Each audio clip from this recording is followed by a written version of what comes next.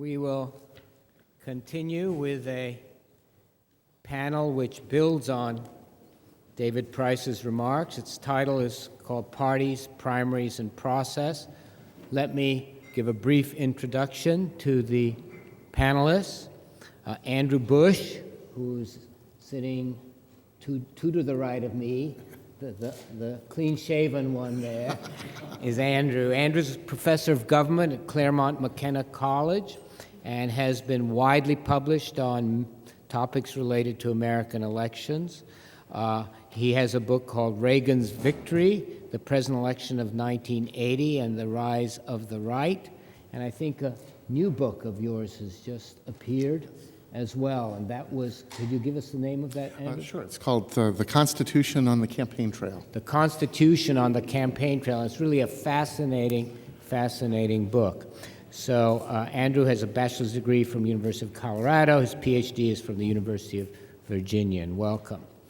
And then sitting next to Congressman Price is Barbara Norrander, who is also a well-known expert on presidential nominations. In addition, she's conducted a lot of research on the gender gap and state public opinion. She's past president of many of our major political science associations, and her PhD is from Ohio State, and she is presently a professor of political science at the University of Arizona. And finally, the basic convener of this entire conference, my colleague David Karol, assistant professor of political science at UC Berkeley. He is co-author of The Party Decides, Presidential Nominations Before and After Reform, which is about to emerge from the University of Chicago Press, and David's own book, titled, David? Party Policy Change in American Politics, Coalition Management. Party Policy Change in American Politics and Coalition Management, which is another fine book, and Cambridge University Press is producing that volume as well. So I thought that we might begin with Andrew, and then Barbara, and then David, and then give Congressman Price an opportunity to add to his previous remarks, or tell them they're all wrong, or whatever, whatever suits you. Andrew.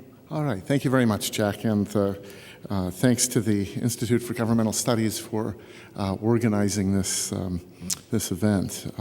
Every 4 years, we have an opportunity to really test some of the assumptions that political scientists and others have fashioned about the way that parties select their presidential nominees. And I'd like to talk about some of those today. In particular, a number of assumptions, many of which are interconnected, about the way that the heavily front-loaded delegate selection calendar works. I think that many of these assumptions have been tested in 2008. Some of them have remained undisturbed, and others have a mixed record. And I'd like to talk about that, and then a little bit about where the parties could conceivably go from here. The first assumption that's been around for some time is that the heavily front-loaded system really requires candidates to have acquired a pretty substantial, what we call an entry fee, in essence, to be able to compete. That is, because so many primaries come so quickly at the beginning of the process, the idea has been that you really need to have raised a lot of money up front before the process even gets underway. When this idea was really first put forward in regard to front-loading in 1996, the number that was widely thrown around was $20 to $25 million, a number that seems like ancient history at this point, given the amount of money that some candidates are raising. Clearly, if there is an entry fee, it's higher than that today, or you could assume that it might be. This assumption, I would argue, has remained essentially undisturbed. That is, the 5 candidates who remained viable in the two parties after February 5th, 2 on the Democratic side and 3 on the Republican side, 4 had raised at least $40 million by January 1st. Only Mike Huckabee, who was sort of mathematically viable, but I would argue really didn't have a real chance of winning the nomination, had not met that bar and had raised less than $10 million by January 1st. As always, there were some candidates who paid the entry fee but didn't get anywhere anyway. There's no guarantee of success just because you can raise the entry fee. Giuliani would be the best example of that, perhaps. The second assumption is that front-loading inexorably leads toward an early thinning of the candidate field. And the consequence of this is that you reduce, really sometimes severely reduce voter choice down the road. This assumption, too, I think can be said to still be intact, given the events of 2008. On the Republican side, there were as many as 12 candidates at one point, either having announced or having a serious exploratory committee. Of those 12, 4 dropped out in 2007 before there was any voting that had even taken place. Another 3 dropped out in January and 1 in early February, so that the Republican field was cut down to 4 candidates nominally in the race by February 7th, only a little more than a month after the first vote in Iowa. And 2 of those 4 were really completely non-viable candidates in a lot of respects. That is Ron Paul and Alan Keyes. On the Democratic side, there were as many as 9 candidates at one point. Of those, 1 dropped out in 2007, another 5 dropped out in January, including 3 who dropped out within a week of Iowa. And so you had a 9-person field that was down to 3 people by January 30th, and one of those was completely non-viable. That would be Mike Gravel. The casualties, just in case you think these were all candidates who were, all these dropouts were sort of non-viable non-entities. The casualties in 2007 and January of 2008 consisted of a total of 13 of the 21 candidates, including respected former governors of Iowa, Wisconsin, and Virginia, the current governor of New Mexico and a former cabinet secretary, a former U.S. senator, 3 current U.S. senators, and the most famous former mayor in America, among others. So I think that assumption still holds, at least for now. The third assumption is where we begin to run into trouble, and that is that front-loading leads to an early decision and consequently non-meaningful participation by later states. In 2008, this held true for the Republicans, whose race was over basically by February 7th, I would argue, when Mitt Romney dropped out. But it has certainly not been true on the Democratic side, as Congressman Price pointed out, and as we all can see from the news. We are in mid-April, with the Democratic race still very much underway. And even if Hillary Clinton were to lose the Pennsylvania primary, this is purely hypothetical, if she were to lose the Pennsylvania primary and drop out of the race the very next day, it would still be, on the Democratic side, the longest active nomination race since 1984. This issue deserves, I think, a little bit of closer examination, and there are a couple of corollaries that come with this assumption that front-loading leads to early decisions. 2 possible scenarios that have been woven over the years to try to explain how these early decisions come about. On the one hand, one scenario is that you wind up with a strong front-runner, someone who's far ahead in fundraising and in the polls, who wins by dint of superior financial and organizational resources. This person can absorb a first blow, an early loss, maybe in Iowa, maybe in New Hampshire, but nevertheless has so many resources at their disposal that they can absorb that blow and overwhelm their opponent. Bob Dole in 1996 might be an example of this in action. George Bush in 2000 might be an example of this. And there were many people who expected that perhaps Hillary Clinton would fit that mold. Perhaps she would suffer an early loss, but that she had just too many reserves and would absorb the blow and overwhelm Obama. The second scenario is that you come into the race with no clear frontrunner. There are a bunch of candidates, maybe somebody's ahead by a little bit, but there really isn't a clear, convincing leader. And in that case, perhaps you have an individual who wins early and breaks out and develops enough momentum to carry that person very quickly to the nomination. John Kerry would be perhaps an example of that phenomenon. And some people, I think, after Iowa, thought that perhaps Obama would be an example of this, not as not in a case where there's no front runner, but perhaps a mutation of this, where there's just an underdog who wins early and gets momentum and sweeps all before him. The results, of course, are complicated. On the Republican side, you could say the second scenario did, in fact, come to pass. That is, at the beginning of January, there really wasn't a clear and obvious frontrunner in the polls, and certainly McCain won New Hampshire, and it carried him to the nomination with a little bump in Michigan along the way. Of course, neither of these scenarios has worked out on the Democratic side. Obama did not ride Iowa to a quick sweep of Clinton, nor did Clinton absorb a blow and go on to overwhelm her opponent in short order, even if she winds up winning in the end.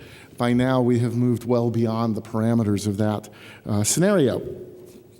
So perhaps 2008 will lead to the revival of a third scenario working in the opposite direction. This was a scenario that was put forward by many people in 1996. It sort of died off because it never seemed to actually happen. But that was the notion that in a front-loaded system, it was so difficult to run everywhere at once that candidates would have pockets of strength, and when the dust had settled, there would be a stalemate. I don't think that's exactly a description of what's going on in the Democratic race, but it's certainly closer than the first two.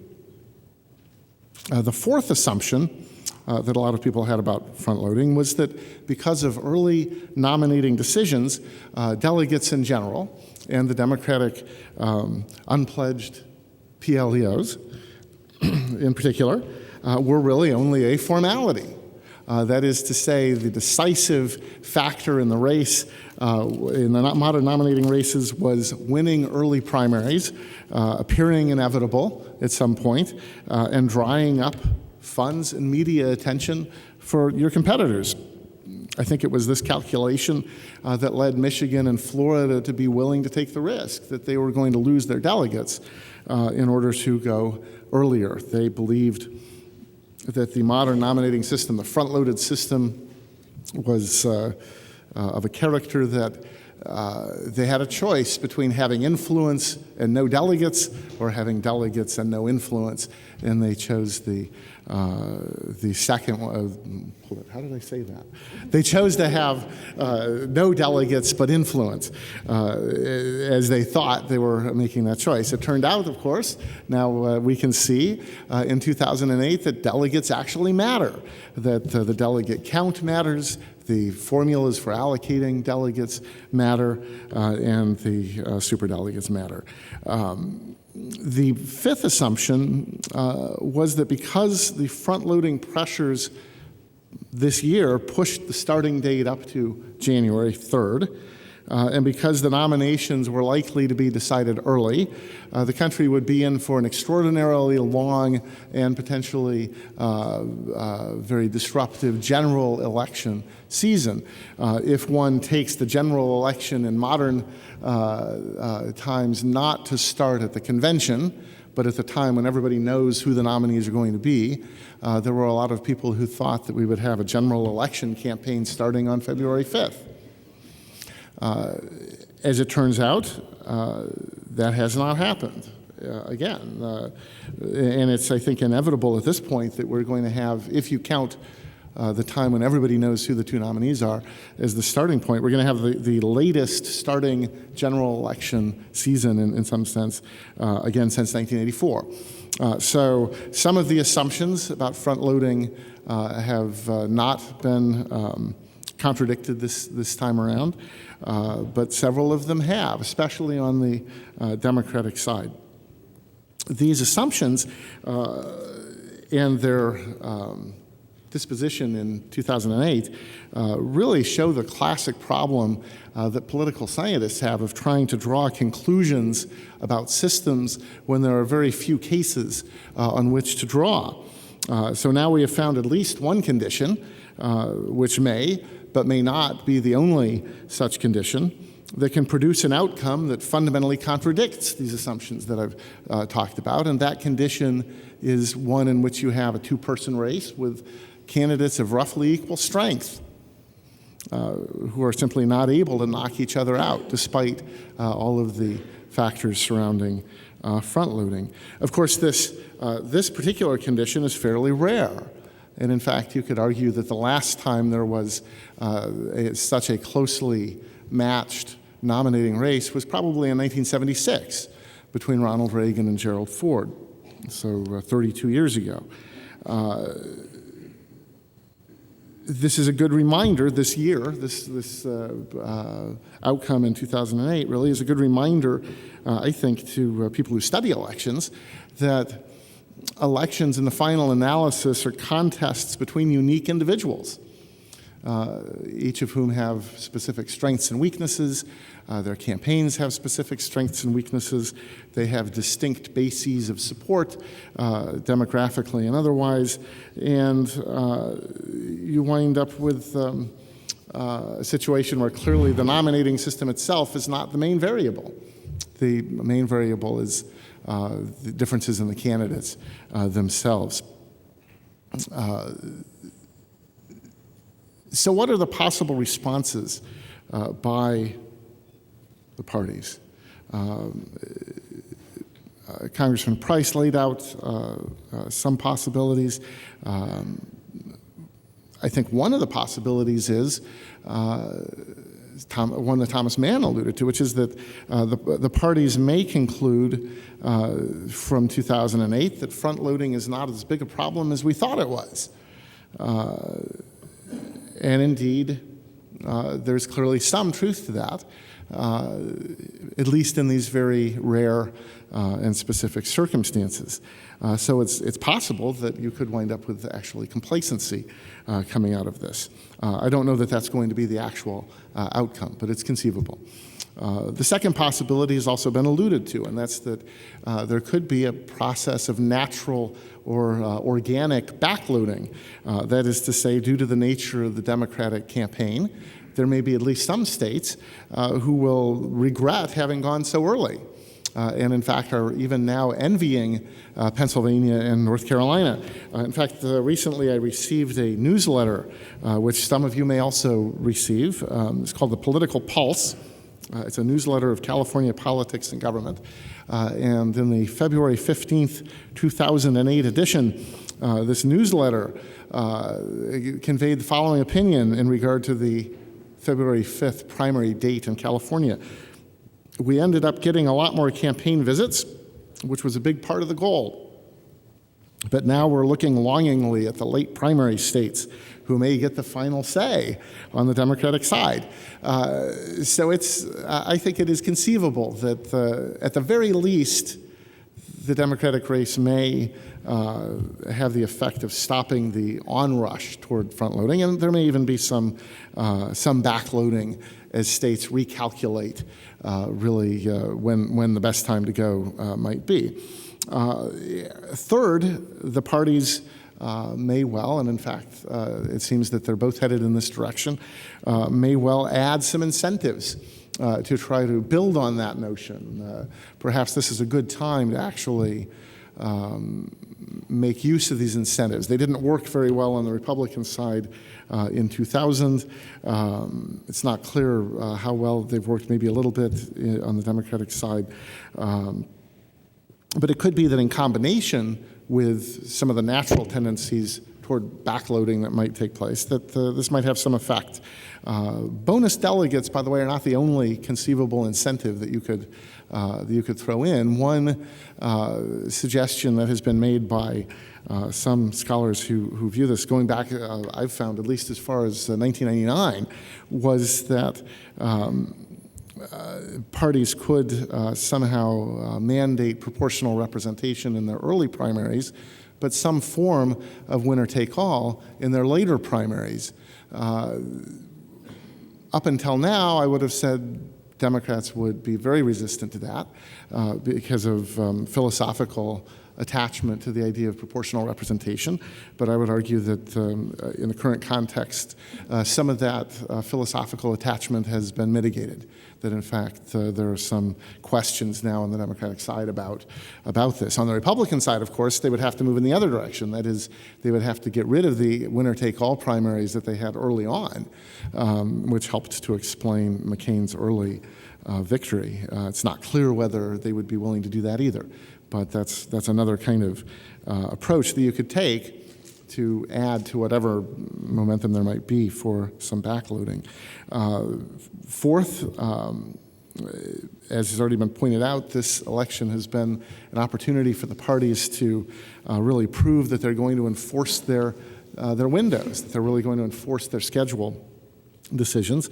And so I think it's a very positive sign that Michigan and Florida, and this has nothing to do with any preference for Obama versus Clinton or anything like that. Just from an institutional standpoint, I think it's a good thing that Michigan and Florida are paying a price for transgressing the schedule, because I think there has been a question for some time about how effective it would be for the parties to threaten this.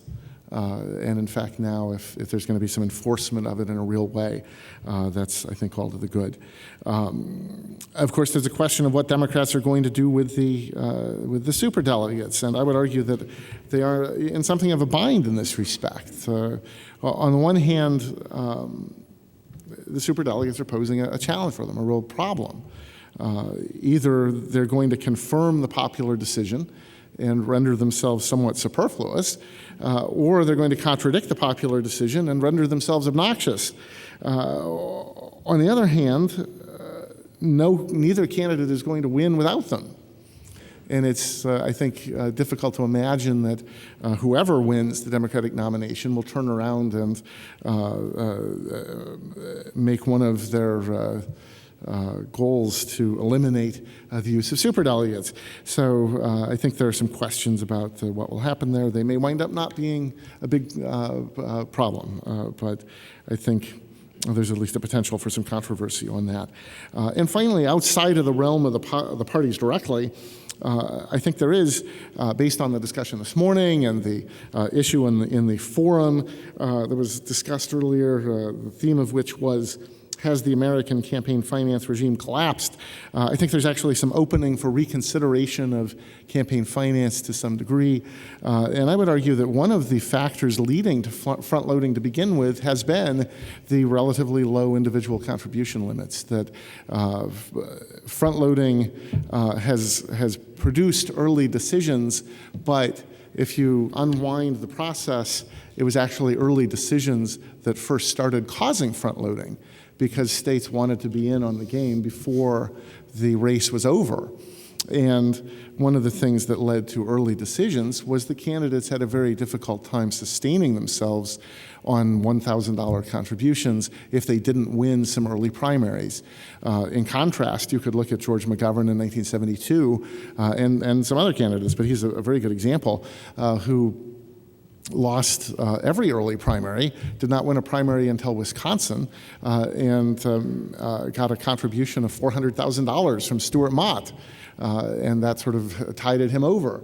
That's not available to candidates anymore. I don't know what the right figure would be. I don't know that totally unlimited contributions are the answer, but I think some higher limit would make it more possible for candidates to ride out difficulties in the early primaries and survive until later primaries.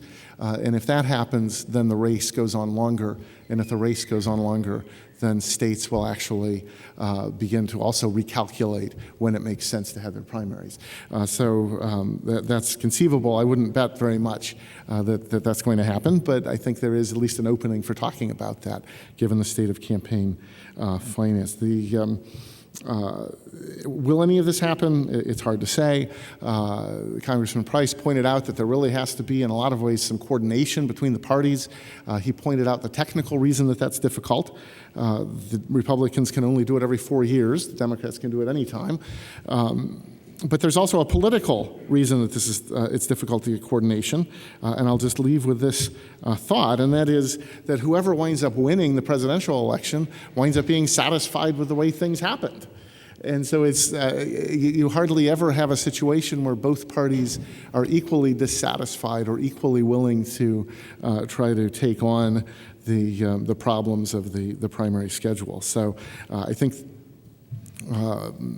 we've had a very interesting year. I think there's some movement potentially toward moving away from front loading, at least in a marginal way, but it's hard to say how far that will go. Thank you, Andrew. Thank you very much. Barbara?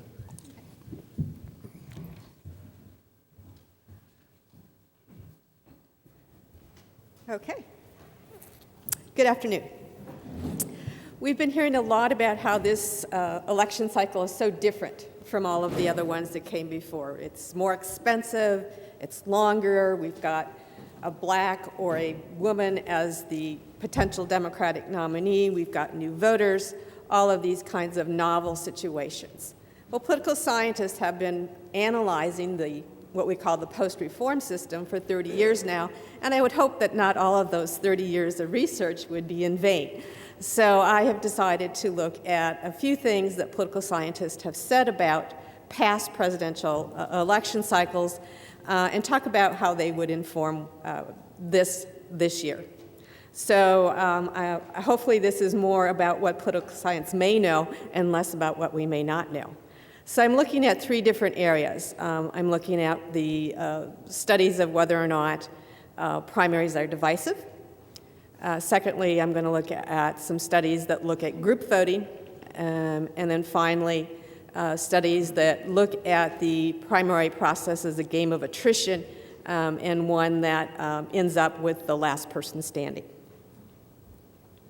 So the question of, are primaries divisive? Well, the early research said yes. Simply what this research did was it looked at the outcomes of the primaries, calculated whether or not a particular primary was divisive based on the vote total, and then looked at the outcome for those states in the general election. And it found that these divisive primaries were hurtful in the general election. And there was some modification over the time of how they actually sort of looked at this. But the ones that were looking directly at the primary outcome and relating it to the general election outcome said, yes, primaries are divisive. More recent work, however, suggests that divisive primaries may just be sort of an intervening variable, that there are prior causes of this divisiveness during the primary phase. If you're talking about the in-party, the party that controls the presidency, it may be that there's weaknesses in those presidential candidates, and that's why they're challenged, and that's why you have a divisive primary. Or it may be the state of the economy, things along that line. So this later research says that divisiveness is more of a symptom of existing divisions or existing problems within the party, and not so much a cause of the general election outcomes. There's also research that looks at turnout. Again, there have been a number of questions about what will happen with the Clinton supporters or the Obama supporters if their candidate doesn't win. Are they going to stay home on general election? Priscilla Southwell looked at a number of years and came up with some very mixed results, sometimes yes, sometimes no.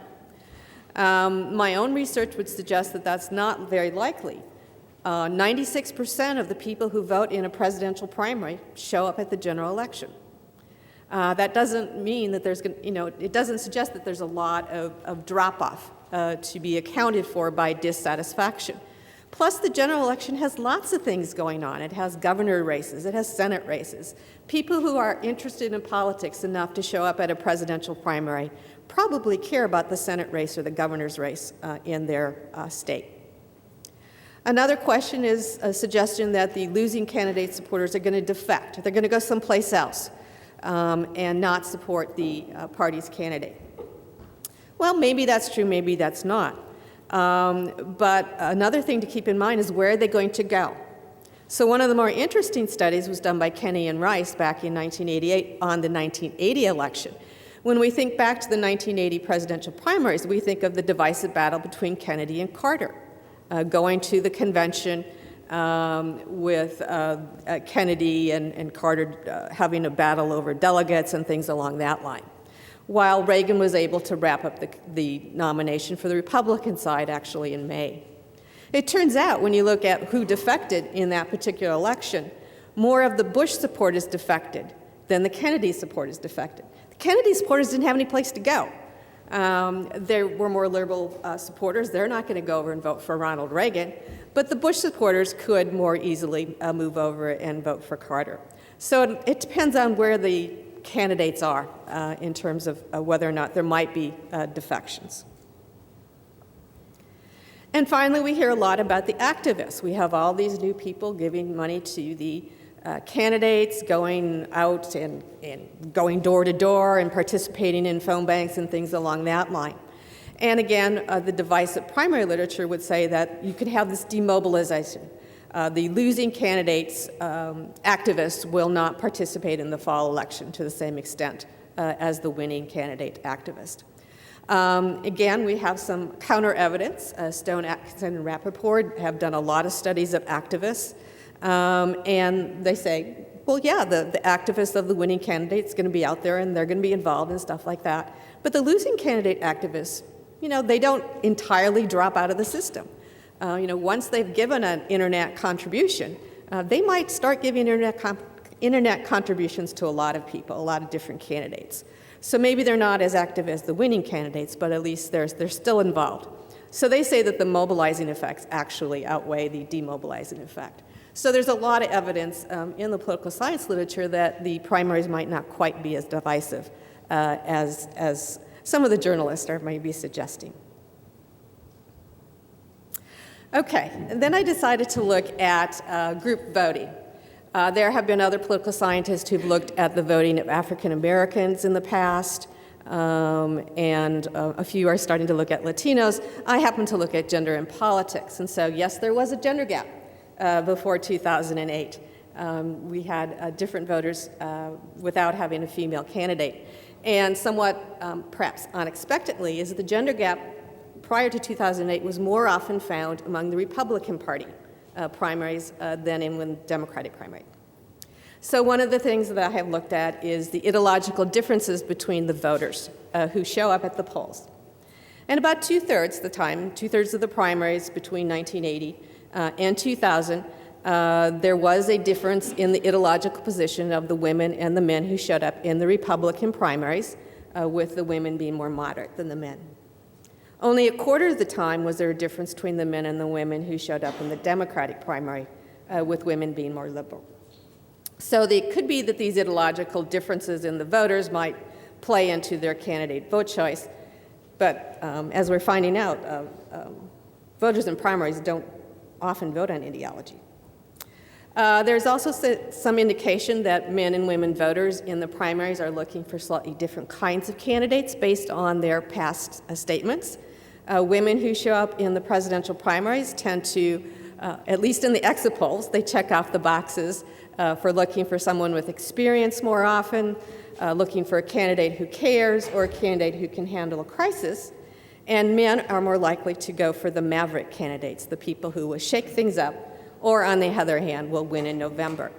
And so we can see that these kinds of candidate qualities that men and women are looking for might be playing into some of their preferences in 2008. And finally, what about the actual vote for candidates? Again, it's more likely in the past it was on the Republican side. About a third of the time there are differences between men and women voters on the Republican side. And you can see the list there. Dolan Robertson over Bush, the first Bush. And then when Bush was the president, support for Bush over Buchanan and alike. Part of the gender gap in the Republican primaries comes from the religious conservative women who are voting for the religious candidates. And that's a group that has been overlooked to a great extent in 2008, and who in a number of primaries did vote for Huckabee at a greater rate than did men voters. So on the Republican side, it looks like they were avoiding the protest candidates, the candidates who want to shake things up, and the mavericks. On the Democratic side, it was more rare, about a quarter of the time. And as you can see, part of the explanation had to do with the greater turnout of African American women in the two Jesse Jackson campaign years. But there was an interesting gender gap in 2000 where Gore was supported more heavily by women. And again, this seems to be playing into the experience factor of the gender gap. Here's the gender gap for the 2008 primaries. And as you can see, there was a gender gap in all but two of the presidential primaries. And there was a gender gap in Iowa. Women were more likely to support Hillary Clinton in Iowa than were men. The differences probably have to do with group voting, and we would expect that, but also perhaps the candidate qualities.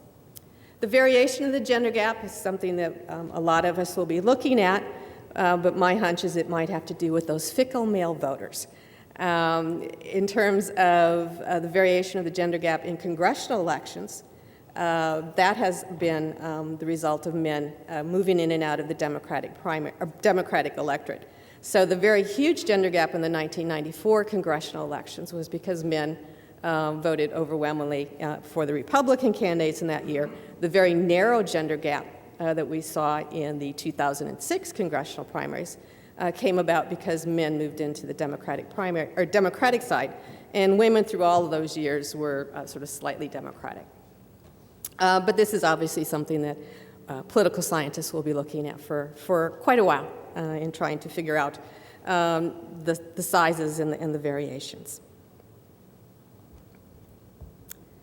The other interesting aspect of the gender gap has to do with the turnout. Which primary are men and women showing up in? And there was a little bit of attention to this. There was some talk about the greater number of women coming out for the Democratic primaries. And so I decided I'd better go back and see what happened in prior years, because I wasn't even paying that much attention to the turnout gender gap. So I looked at 2000. Yes, it was there, not quite as strong, but not a large increase in that kind of a gender gap. So it has been true in the past that there are more women in the Democratic primaries, and that probably goes just to the partisanship with the gender gap there. So the gender gap is not new. Finally, can we predict the outcome? Well, there's a little cottage industry that goes on between Bill Mayer, Atkins, Dottle, and Steiger, who've produced, probably a dozen or so articles now on forecasting the outcomes of the presidential primaries. And they use the results of the invisible primary, the amount of money that the candidates had accumulated by December, the amount of money they still had left, the December Gallup polls, and then some of them tweak it in with the New Hampshire and Iowa results and some variations of candidate types.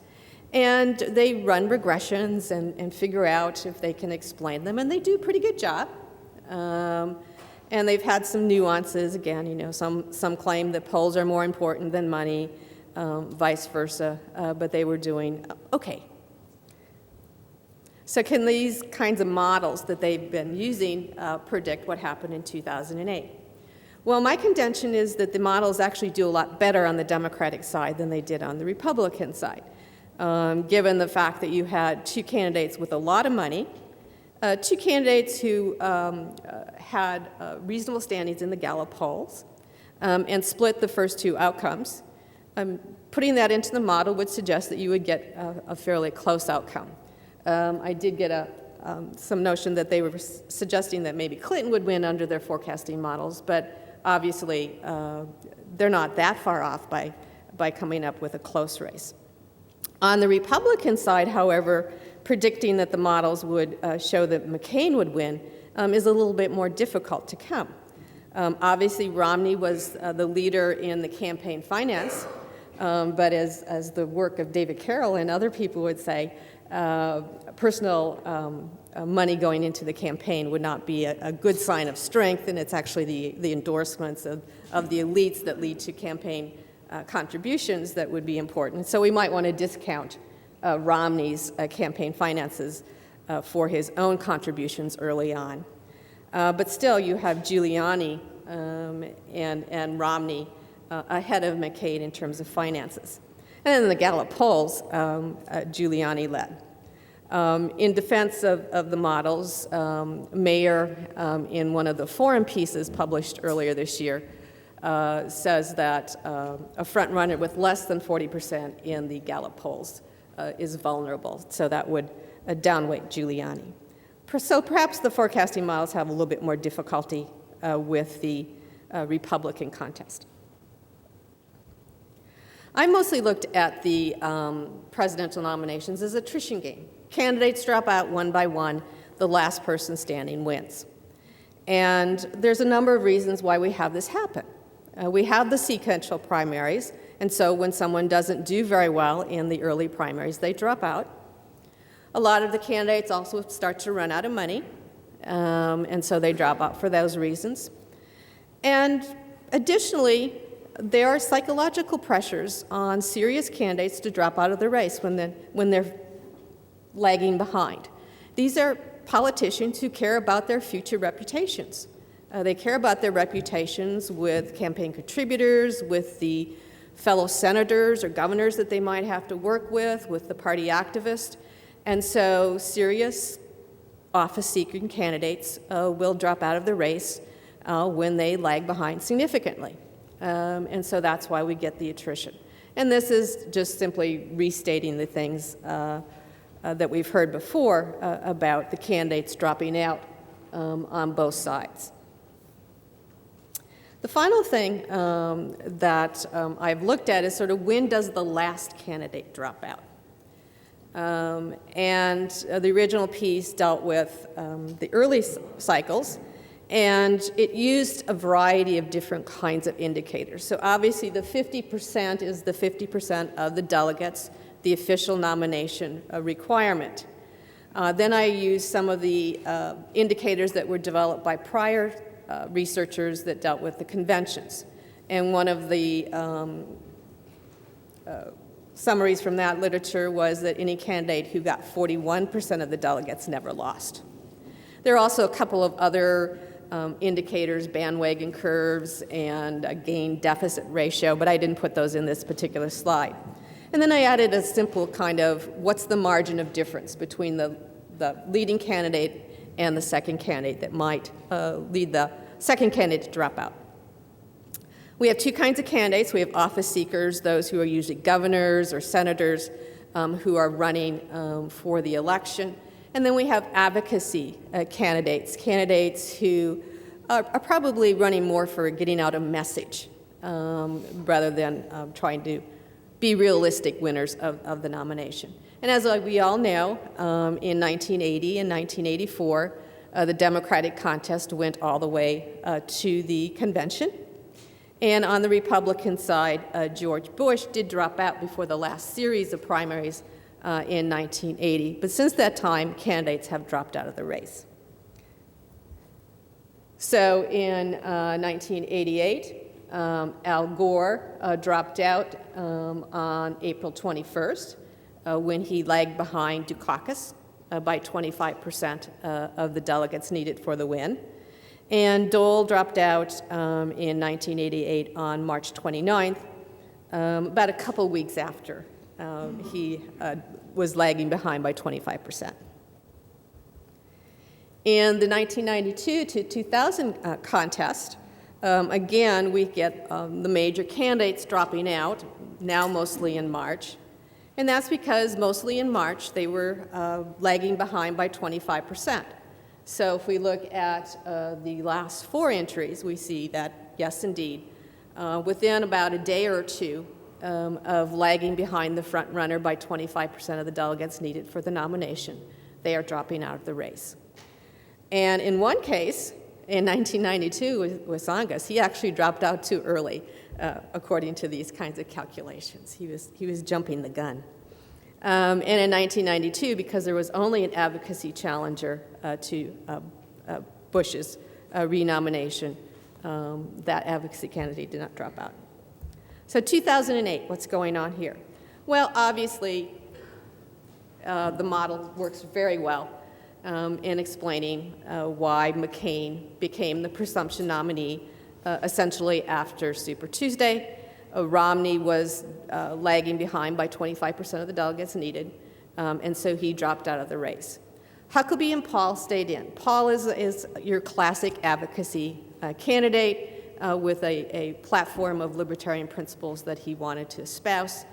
Huckabee may be a little bit more of a judgment call, but even he admitted that his long campaign was probably hurting him in the party with some of the party regulars. Democratic side, the number of delegates that are needed for the various criteria, the 2025, which the media has paid a lot of attention to, about 1661 for the 41%, and a 506 delegate lead. Obviously, while Obama is closer to those, he hasn't yet attained them, which explains why Hillary Clinton is still in the race. So what do political science knowledge have to tell us? It tells us that probably primaries are not that divisive. It tells us that group voting exists, and it has for a long time. And so far, the in-game predictions are going okay. We'll have to see what happens in the next couple of weeks. Okay. If we can get someone to turn the projector off, maybe. Thank you very much, Barbara. Very interesting set of data here. And now we turn to David and Karol. Thank you. Well, I think what I say is going to have maybe build on, or at least having something in common with some of what you've already heard. I would say maybe especially Andy's remarks, which are sort of more stressing contingency rather than Barbara's, which are stressing continuity. It's always encouraging to see that that there are some generalizations that do hold. We're not political science. No one thinks it's physics. So we're happy when we do that we do have some continuities and we have some empirical regularities that we can explain.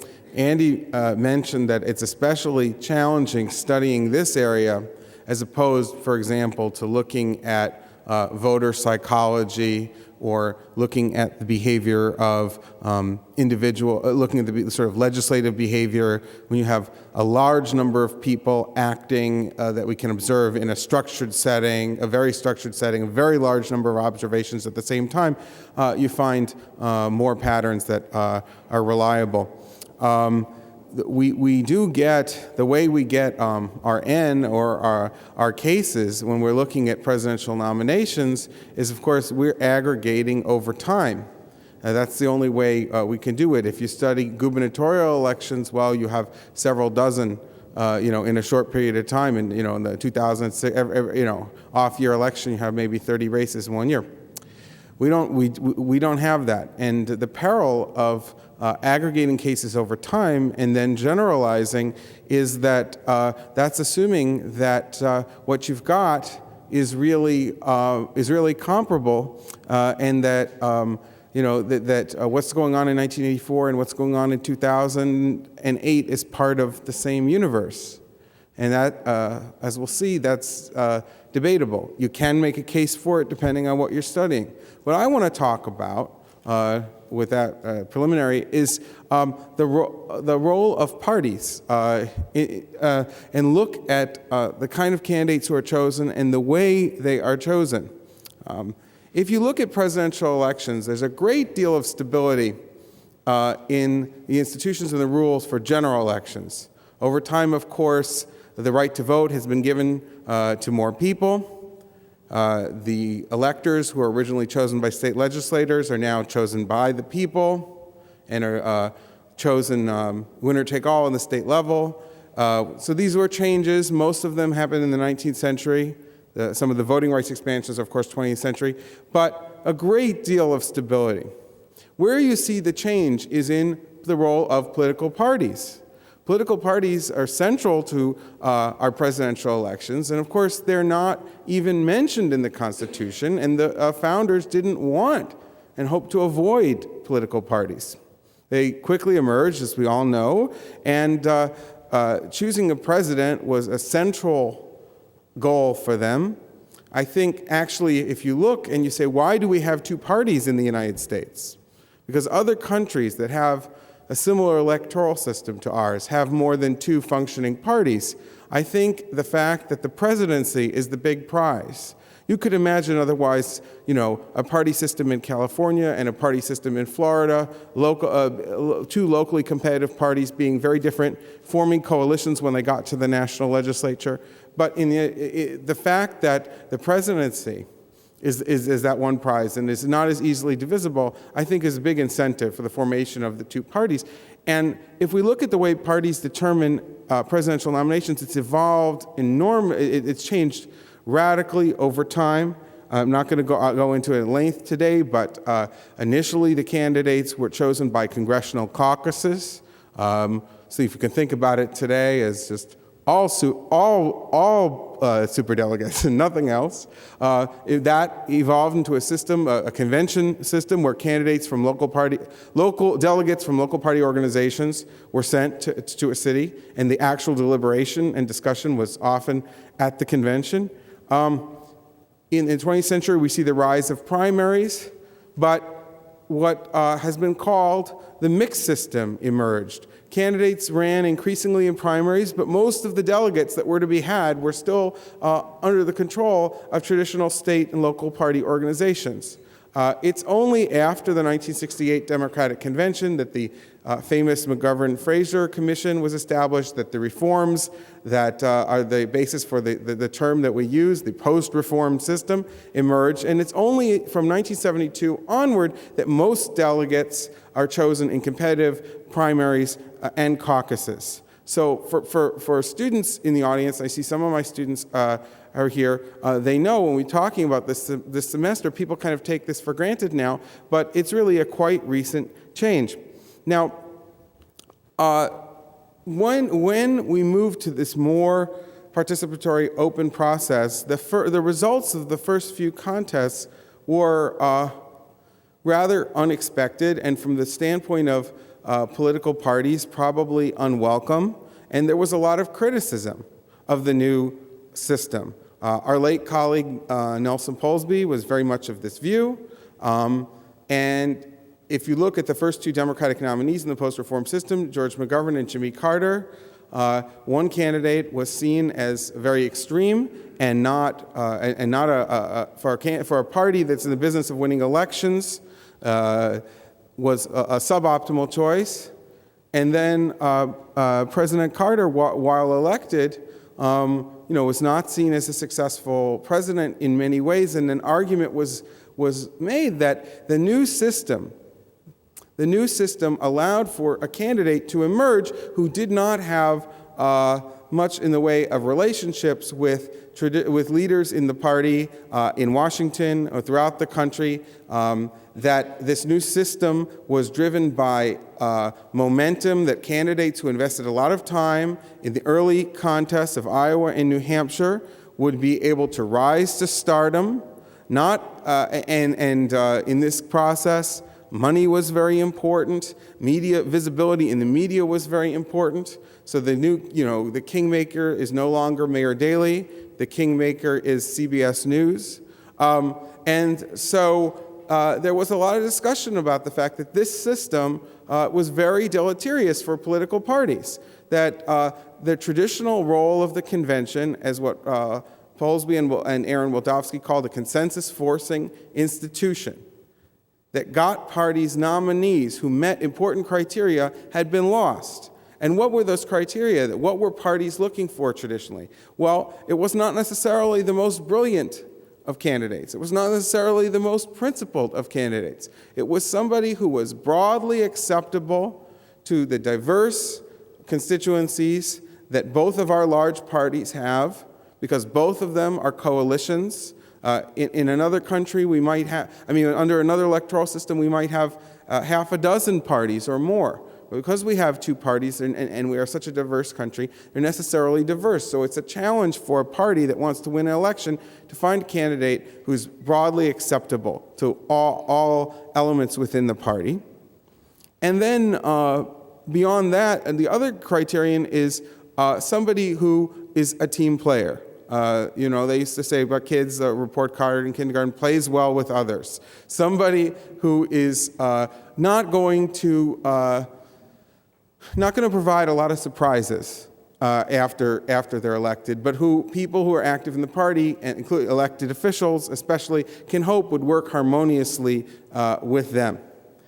And so I would say in the early 80s, there was a lot of talk about the fact that the system is failing, and it's failing political parties in this respect, and to the extent that we believe parties are important for a functioning democracy, that this is a problem for the country.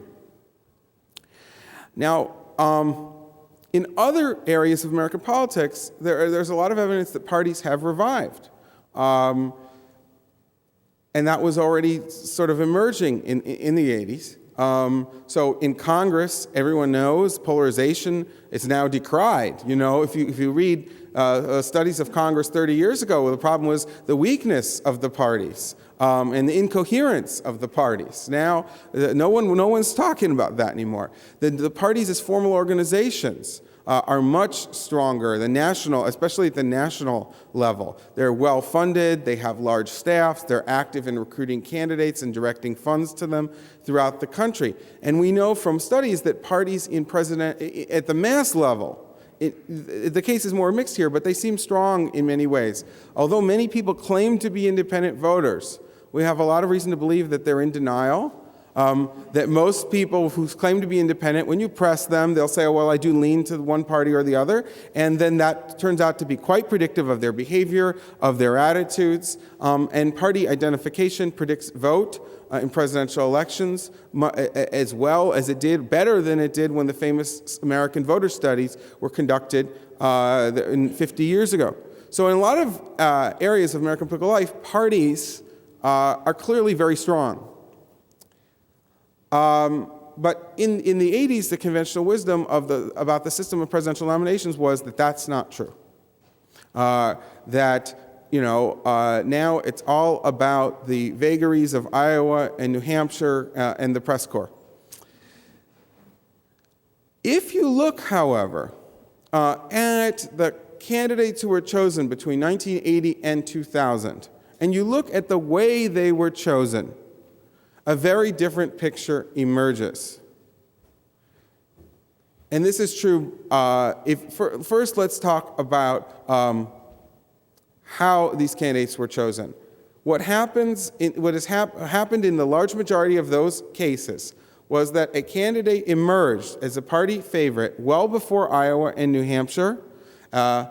Various indicators, polls, fundraising, but the ones that my colleagues and I, in our forthcoming book, found that was the most useful predictor as endorsements, that in both parties, most of the time, there was such a candidate who emerged. And this candidate did not necessarily win Iowa, New Hampshire, and sweep to victory without any interruption, without any problems, but they were able to weather a setback.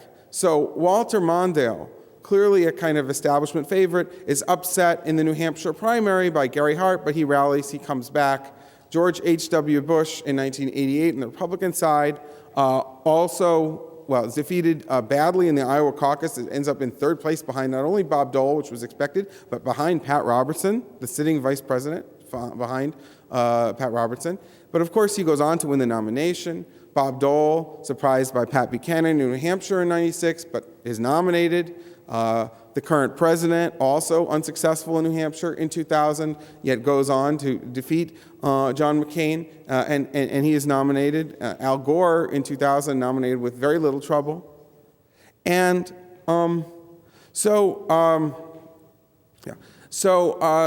when you look at this, it seems like the process was less chaotic than people in the early 80s were imagining that it would be. And that's true in a couple of ways. It's not only the case that a candidate emerged, but that the nature of that candidate. This was all of these people, love them or hate them, are people who were broadly acceptable to different quarters within their party and who had many years of experience and many contacts with party leaders, activists, elected officials. And so one way to look at the system was that people had learned, actors, both candidates and people active in the party, had learned about the new system, and that the contests that we saw in the 70s that produced these surprising winners were in part a result of the fact that these individuals understood the properties of the new system better than others. Now everyone realizes, as was not true in the 1970s, you need to run in the early contests. If you want to get somebody nominated, your goal is not to wait. I'm going to wait until the convention and then people are going to court me. I got to give him money. I got to endorse him now. I got to get out there now. And so in the invisible primary, the year or so before Iowa, before New Hampshire, a lot gets done. There's a lot of deliberation during that period. We see, and we saw it in this cycle, and we've seen it in previous cycles, candidates rise and fall during this period. And usually a kind of party favorite emerges, and that person is nominated. Now, having said all that, going back to the not an exact science part of my remarks, obviously this year it's a different story in both parties. And also, I have to throw in 2004 on the Democratic side is a different story. The Republican Party this year, there is, for various reasons, I think there was no clear establishment choice. That might have been a very different story with different candidate present, but they weren't able to coalesce. And for the Republican Party, that's quite unusual. For the Democrats in 2004, it was the same story. It looked like John Kerry was, in the spring of 2003, was going to be that person. And then, of course, the Howard Dean phenomenon emerged, didn't happen. And this year, the Democratic Party, of course, Hillary Clinton had a lead on by all these indicators, endorsements, polls, fundraising, but she never got to the kind of unified elite support that Al Gore had almost, or that Walter Mondale had. She did not have a large number of governors. She did not have the AFL-CIO endorsement. She was just, she was preeminent candidate in the amount of support, but hardly universally acclaimed. And of course, it looks like for the first time in a very long time, we're going to have surprise winners in both parties. So it's great, from the standpoint of teaching and from the standpoint of voter interest. It is great, but it does, it leads to a question, and I'm going to conclude because with two possible answers to that question. So, are we in a new world? Have things changed fundamentally? Because we're seeing these unexpected outcomes this year. And I think there's two ways to look at that. One way to look at it is to say, well, the ability of party elites to work in the new system has always been limited. And if you look at some of the previous contests where they were victorious, they barely pulled it off. Walter Mondale almost lost the nomination. Bob Dole was looking pretty wobbly for a while in 1996. And this year, as Andy said, is very close. Assuming that Senator Obama wins the nomination, he will have done it by a very narrow margin that, as Andy said, you have to go back to the 1976 Reagan-Ford race for an analog. So, in that sense, if you think of it as a predictive model, it's not so far off. And so that argument would suggest, well, things haven't really changed that much. It's just a messy process. It still helps to have as much party support, as many endorsements as possible beforehand. Usually, this kind of candidate will emerge, and usually they will weather the primaries and caucuses and maybe lose an early contest but bounce back. That momentum will not shunt them aside. And then the other way to look at it is to say, things are changing. And maybe the changed media climate and the changed, the internet in a couple of ways. The greater ease for candidates, as we discussed this morning, to raise donations in small amounts and have that add up to massive sums. The greater coverage of the campaign, the number of debates in 2007, months and months before the primaries, was remarkable. Most people don't follow the political news, but there was so much more of it for the people who are interested. So that in the last few cycles, we see something that is beyond the momentum process we observed in the 80s. We see candidates moving from comparative obscurity to the top tier before a single state has been heard from. So think of Mike Huckabee this year.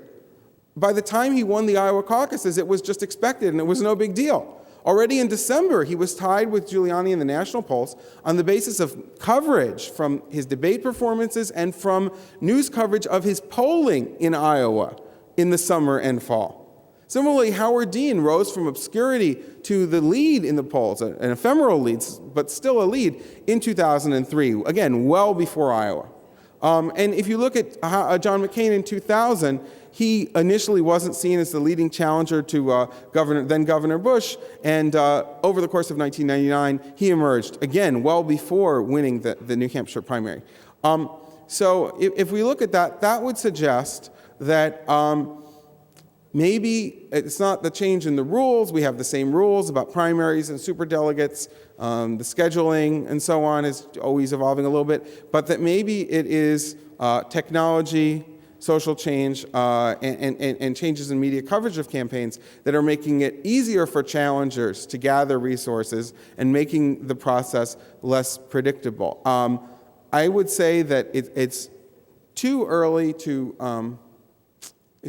write off political parties and political party elites. There's a big payoff from coordinating behind your candidate before the voters weigh in. Candidates still think it's very important to try and win support from party leaders to win endorsements, and there's a lot of evidence, if we look at the cases over the last 25 years, that suggest that's true.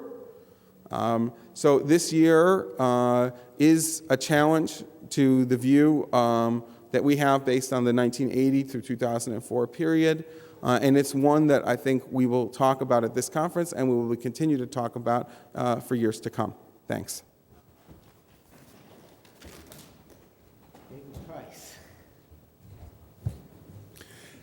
I'll be very brief because I know we want to move to some discussion, and besides, I've already largely had my say. To pull together some of the points that have been raised, though, and to frame them in terms of the situation we may face as we reflect on, as the parties reflect on and attempt to deal with the 2008 experience, might be useful to go back to the way Tom Mann phrased his remarks this morning, telling us that we might just relax a bit and not be too quick to continue either the past debates or to conclude that all had changed. That notion of maybe just pulling back a little bit and seeing what this process produces before we draw too many conclusions or make too many changes, I think is probably pretty good advice. There are three reasons that it might be good advice. One is, and I think one way or another, all this has been said. One is that there have been some positive developments this year, either. Well, and we've just heard what some of the reasons for that might be. There has been a sequential process. There has been heightened and diversified participation in the vetting of candidates. A lot of the goals that certainly our commissions have aimed at have, in some measure, been realized, maybe having very little to do, though, with the rules we've been operating with. And as David just said, maybe there are extraneous factors that are equally responsible, or maybe it's just a messy process subject to considerable variation. Second possibility is that the process may, to some extent, prove to be self-correcting. There are going to be, for better or worse, some lessons drawn from 2008. The parties, both, especially the Democratic Party, have exercised some sanctions that I think will lead to some reflections on the part of states as they make their decisions going forward. There have been some rewards enjoyed by states who thought they were getting dealt out of the process. Might produce very different calculations by key numbers of states in 2012. And then finally, we're all sobered by not just the law of unintended consequences, but by the demonstrated difficulties of deliberate change or of systematic change. The difficulties of taking this to the Congress and trying to legislate all this. I don't think I need to stress that any further. The challenges of another round of party reform. The lack of confidence in the efficacy of this. I'm not saying we throw up our hands. In fact, I've indicated great interest in what the Republicans are doing at this very moment. But I do think it's hard to feel very confident that we have any magic formulas to apply. So I think all these points have some force. I'm not saying, however, that the market failure is likely to be corrected. I think the analogy of market failure and the kind of logic of political market failure is still in force. Certainly suboptimal results in terms of the way these contests are arrayed. I think it still holds. But it's not as though we have any very convincing or credible model for intervention either. So I'd say for now, Democrats should watch the Republican process. I think we should involve ourselves on key matters of joint concern, the starting date and other things that we have a joint stake in. I would hope for a cooperative approach there, and I'm encouraged by what I hear some of the more institutionally minded Republican leaders saying. And then I think we assess where we stand after this cycle and see what kind of further reforms or rules changes or tweaking of the systems seem to be indicated. Thank you very much. The floor is open for questions. Eric McGee. This is a question for David Price and possibly also for Tom Mann. In your recollection of the Hunt Commission, was it your sense that the creation of the PLEOs was a reaction to weak candidates in the 1970s, weak nominees like McGovern and Carter, or was it more of a reaction to the floor fight in the 1980 convention, or neither? By the floor fight in the 1980 convention, you're talking about the Kennedy candidacy and the various.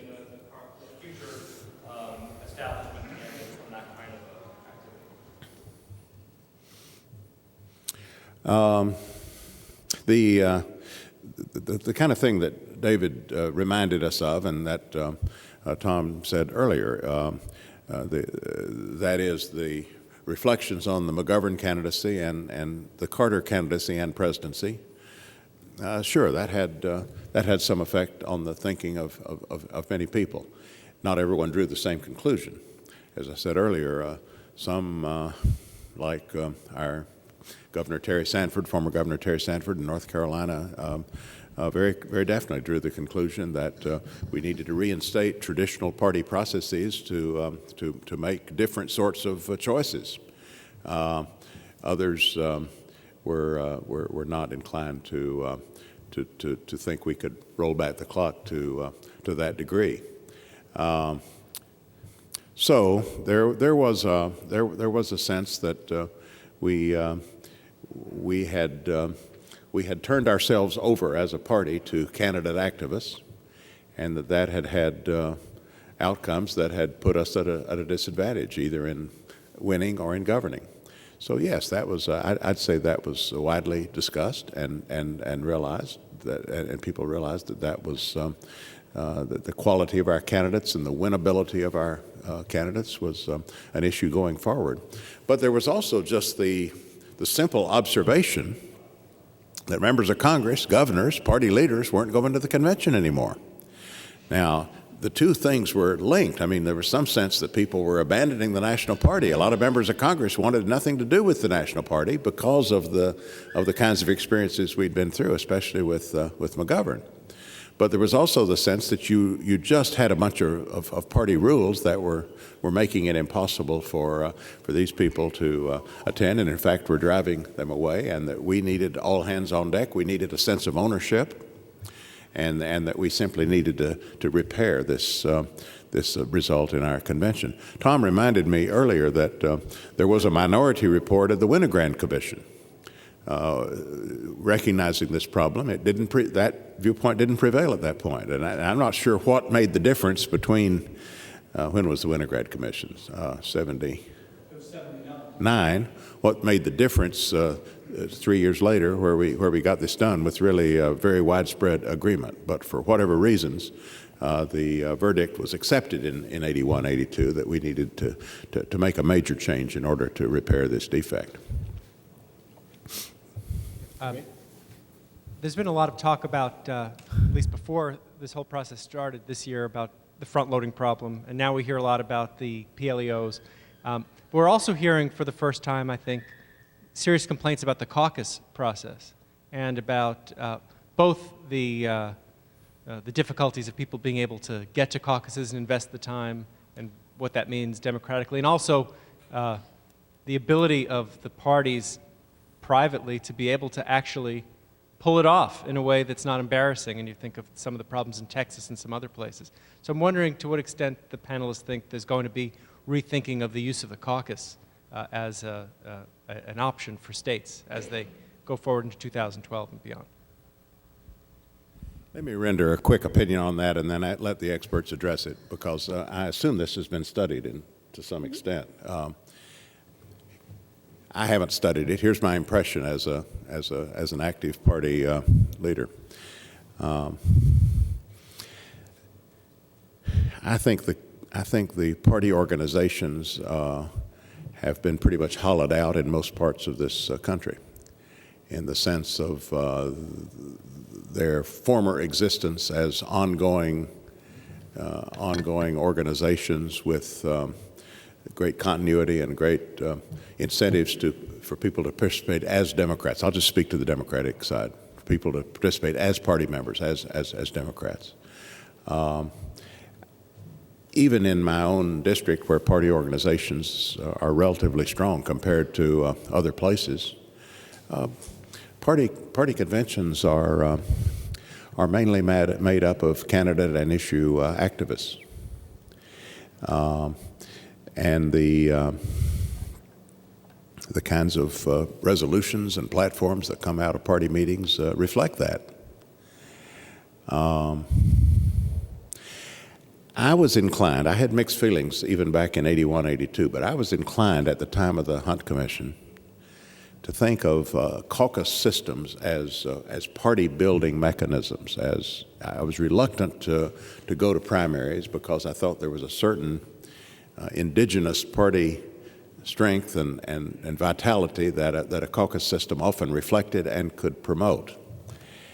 And I guess I still think that's true in Iowa to some degree, although maybe not even there. But I must say, I think caucus systems in a lot of places now have a very artificial quality. They're an artifact of candidate organizations. They're easily dominated by very small, even marginal groups. I'm not sure they leave much of a positive institutional legacy in terms of party strength. So I have become more and more skeptical, and I still would, I guess, support a mixed system. But this argument that used to be made that the caucus system was really leading to a strengthened party institution in our communities, and I'm more and more skeptical of that. Yeah, if I could just weigh in on that briefly, there's two aspects to it, the kind of predictive aspect and the normative aspect.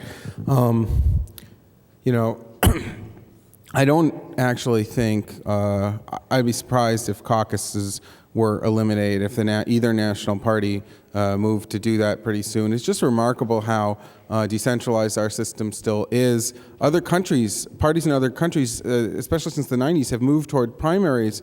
But if you look at the way other countries do it, usually there is a national primary. So just the fact that we let the state parties do things, and people in the state parties have all sorts of agendas. It was discussed earlier, in terms of the calendar, that's a factor.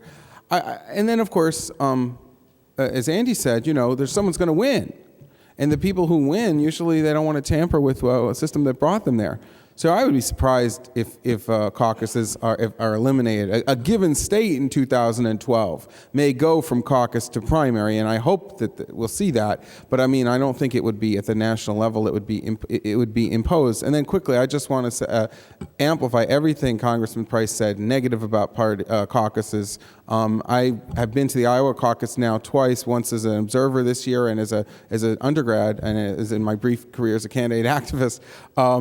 And that's probably the best of the caucuses in all respects in terms of turnout and participation and deliberation, which is often claimed for caucuses. And even then, I think the case is very thin. And when you get, as we had this year, to caucuses, when you're down to two candidates, there's no deliberation, there's no switching sides, there's nothing like that going on. It's just a screening device that keeps most people, a large number of people, from participating. At the caucus I attended, it was clear only a handful of people were kind of regulars who went to meetings, and most of these people, they sweep in and out like the tide. And I don't think very much is gained, and I think a lot is lost. That said, I think we're going to, hopefully we'll have fewer of them, but I think in 2012 we're going to have caucuses in both parties.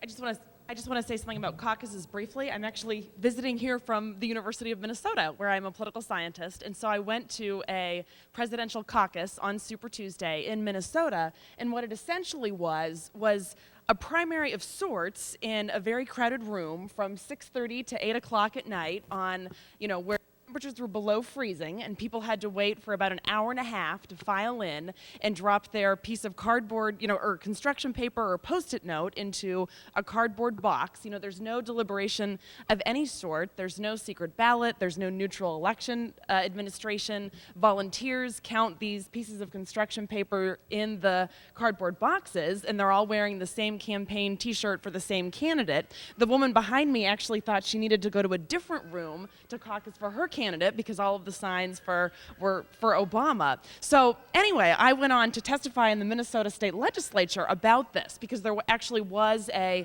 bill to move to a presidential primary, and the resistance from the state legislature and the DFL and the Republican Party was extraordinarily strong. I mean, all of the citizens who participated there talked about how massively disenfranchising they are, how people who work two jobs, who are elderly and frail, couldn't participate, but the political parties and the state legislators really view this as a way to get their mailing lists, to get their email distribution lists together, and that's the system that worked for them. But the most amazing thing was that there were actually party officials saying, we're sure that turnout wouldn't have been any higher if we had had a primary instead of a caucus. Now, this is a state that has 70% turnout in the general election in 2004 and had about 9.5% turnout on caucus night on Tuesday. And so if you just look at turnout in caucus states versus primary states on Super Tuesday, there's about at least a 20% gap. So anyway, that's my take on caucuses.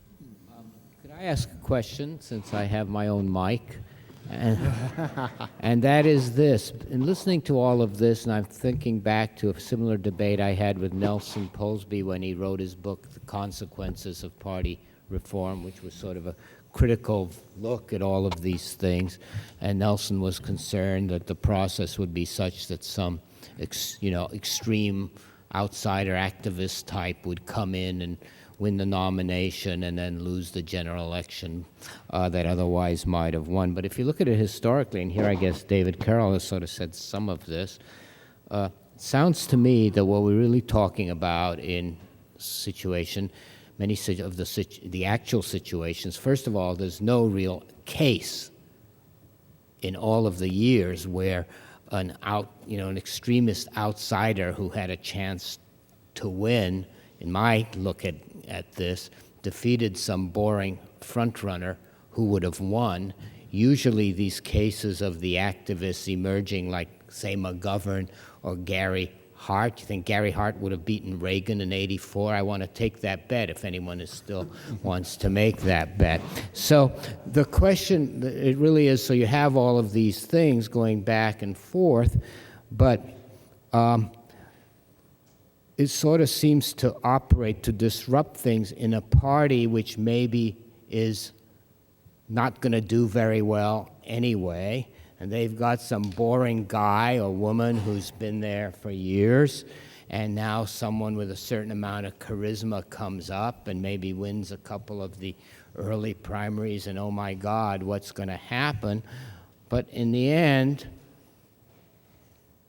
nothing much happens differently for the party, if Barbara's data shows, in terms of divisiveness and turnout, etc., and they lose like they would have lost anyway. So I can understand from the internal party's point of view a lot of this fussing around, superdelegates, etc., etc., but if you think of it from electoral politics point of view, the number one thing is to win, right? That's still the number one thing, I think, for the parties, and the worrying about the process is related to the fear that somehow the process, I think the underlying, if not unspoken, not necessarily always spoken fear, is that somehow the process is going to screw up our chances of beating the bad guys. I just don't think that anything that we've heard, frankly, supports that proposition. I may be wrong, but let me ask the experts to respond. Well, maybe I can start. I think I think there are a lot of good points that you made, Jack. There really aren't very many cases where there have been these wild candidates who have done well historically. I think that front-loading has actually mitigated their capacity to do things. In a sense, it's been the decentralized, unintentional, or unintended anti-reform, because I think it really has, in most circumstances, boosted the front runners, not in every circumstance. But I think there are still reasons that parties would actually should have some concern if this is an ongoing problem. One of them is that radical candidates who are extremist are only one possible problem, right? The other, who lose in years that the party might have lost anyway. They're only one aspect of the problem.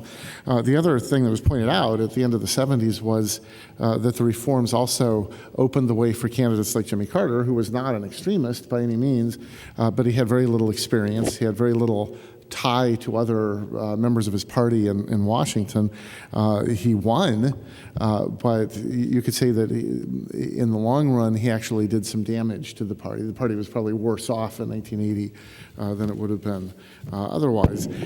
So that's one answer to that. The second answer to it is that you do have, and not only what happens at the presidential level, but the party leaders have to be concerned about down-ticket races as well. And I think you may be in a situation where you're going to lose the presidential race anyway, but it does make a difference to people down the ticket whether you lose by a lot or by a little. And so that's because, if you really get killed, then you wind up dragging down a lot of people in congressional races and gubernatorial races in the states, the few states that have them in presidential years, and even state legislative races. Finally, you do have sometimes a certain, maybe difficult to quantify, but I think nevertheless real shift in the character of a party, depending on who the nominee is. And you could make an argument that with maybe a few exceptions over the last 35 years, the Democratic Party's foreign policy really was kind of McGovernized in 1972, and it hasn't, in a lot of ways, fundamentally come back from that. And I think for that reason, parties do need to be concerned about who their nominee is, even if they think they're going to lose, no matter who their nominee is.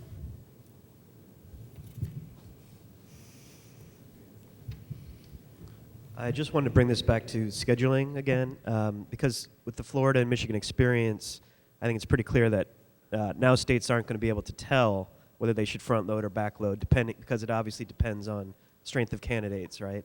And they're not going to know that in a year before, 6 months before, when they have to decide. So I wonder if you could address this proposal of regional primaries that I've heard about, which basically the version I've heard is that there'd be 4 regions of states, and each of them would go on a national primary day on January, February, March, April, and this would be on a rotating basis. So to me, the incentives are all aligned to have this kind of consensus for both the states, everybody will have a chance, to make a difference. The media will have some predictability. Candidates will be able to raise funds in a much more predictable way, and have a less frenetic campaign, which they all complain about. So I'm just wondering why, if now there's going to be any more pressure for that kind of national primary day consensus, or if this is still a non-starter.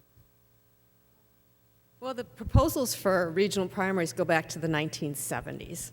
There have been 44, I believe, introduced into Congress, and they're batting 0 for 44.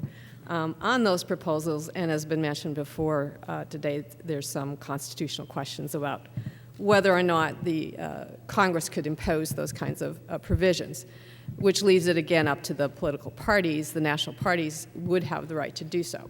There's a lot of problems with regional primaries. They talk about the fairness of a rotating regional primary, but that means that if everything is done within the first region, it's 12 years before your region gets a chance to be first.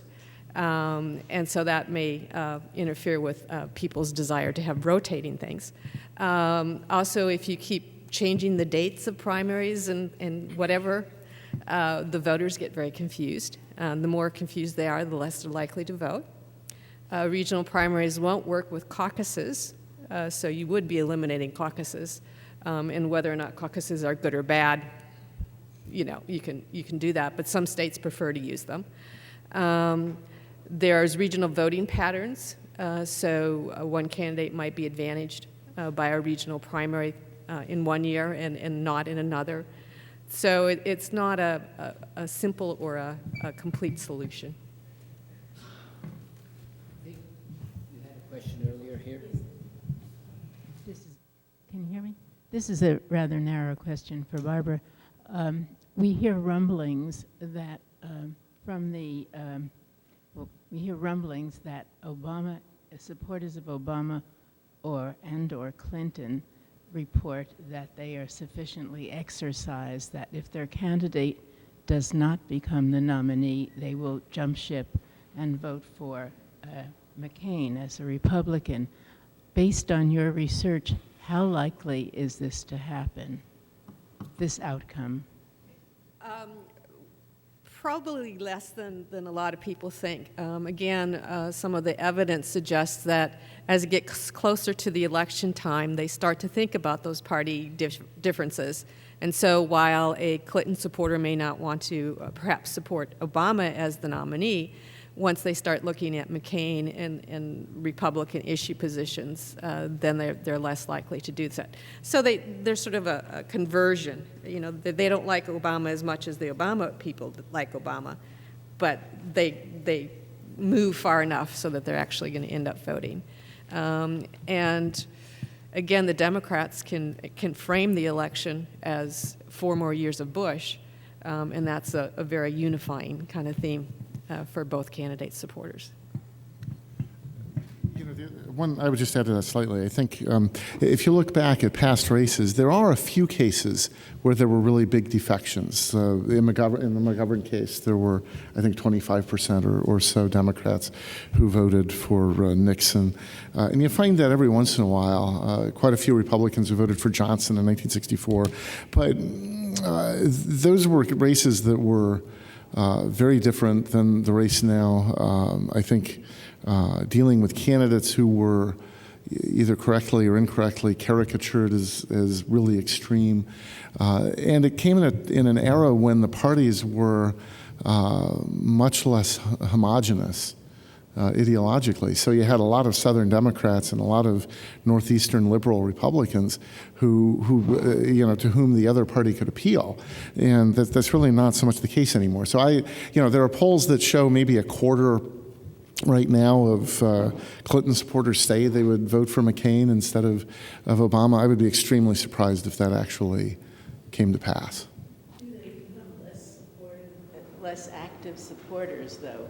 Or I would assume that the people that are unhappy will become less active as supporters. Well, they're probably not going to be as active as the winning candidates, but they're unlikely to drop out of the system entirely. And again, they could transfer their activities to a governor candidate or a candidate for the Senate or a House race or all of these other possibilities. And the idea is that once you've gotten someone kind of mobilized and more involved in politics, that they might just redirect that to some other important races. We have our obligatory food and drink break, so maybe just one final question here. I'm just wondering, this is another narrow 2008 process question. What kind of mechanism exists whereby the PLEOs might vote immediately after June 3rd? I gather the DNC can't mandate that they do that. So who decides and how is it decided? Do they vote among themselves or what? It's not going to happen, I would say, and I don't think it should happen. There has been there's been a suggestion, a good faith suggestion, I think, from Governor Bredesen that there actually be a meeting of the party leader elected official delegates in the early summer to figure out where they stand and therefore to be able to at least say how the convention is going to turn out. I think there'd be a lot of resistance to that, and I also would resist it. There's no mechanism. The answer is there's no mechanism for such a gathering to occur.